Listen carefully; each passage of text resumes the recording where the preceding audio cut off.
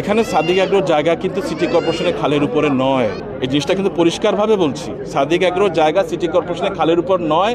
আপনারা পিছনে দেখেন সিটি কর্পোরেশনটা ডিমার্কেশন আছে, সে ডিমার্কেশনের পরে কিন্তু যে জায়গাগুলো এখন দখলের উচ্ছেদ চলতেছে সেগুলা কিন্তু এলাকার রিক্সাওয়ালা, গ্যারেজ, এই সমস্ত তারা কিন্তু জায়গাটা দখল করে রাখছে।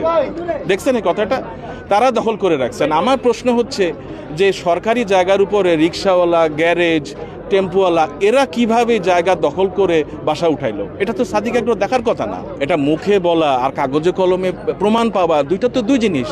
আমরা তো ওয়েলকাম করছি, আপনারা দেখেন, এখানে দেখে আপনারা প্রমাণ করেন যে সেখানে জায়গাগুলো কীভাবে কতটুকু আছে, ডিমার্কেশন যেটা সিটি কর্পোরেশন তার ভিতরে সাদিক এগ্রোর জায়গা আছে কিনা, এটা তো প্রমাণ সাপেক্ষে কথা হবে। একটা ফার্ম যখন থাকে, একটা উৎসব যখন তৈরি হয়, মানুষজন একটা গ্যাদারিং হয়, গ্যাদারিং হলে একটা ভিড় হয়।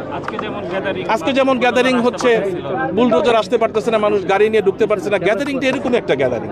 সরকারি প্রজ্ঞাপনে কোথাও ব্রাহ্মা গরু নিষিদ্ধ নাই, ব্রাহ্মা গরু নিয়ন্ত্রিত আছে।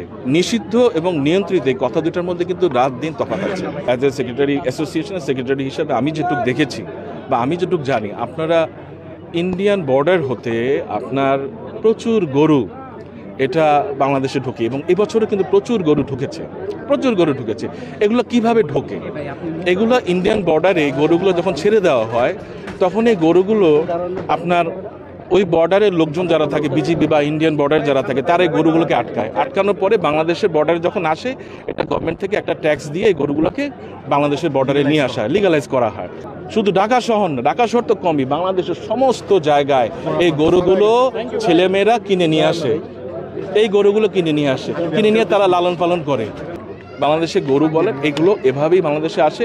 আমরা তাতে গরুগুলো না আসে সে ব্যাপারে আমরা চেষ্টা করছি যাতে। অভিযোগ প্রমাণের কাজ হচ্ছে আদালতের এবং পুলিশের, সে ব্যাপারে আমি কিছু বলতে পারি না, আমি কিছু জানিও না। আমাদের এই অফিসটা সবসময় খোলা থাকে। কোনো খামার অ্যাসোসিয়েশন, অন্য কোনো অ্যাসোসিয়েশনের যদি এই ধরনের কোনো প্রবলেম থাকে, তারা কিন্তু আজ পর্যন্ত আমাদেরকে বলে নাই, বা আপনাদের মাধ্যমে যদি আমাদেরকে বলে যে আমাদের প্রবলেম হচ্ছে, আমরা অ্যাসোসিয়েশনের নেতৃত্ব চেঞ্জ করতে চাই, সেটা অন্য বিষয়, সেটা আলোচনার বিষয়। এখানে তো অবৈধতার কোনো বিষয় নাই, তাই না? থাকলে সেটা কাগজপত্রের বিষয় আছে, আইনের বিষয় আছে, তারা দেখবে। যেহেতু আমরা এখানে অ্যাসোসিয়েশনের সদস্য, উনি আমাদের খামার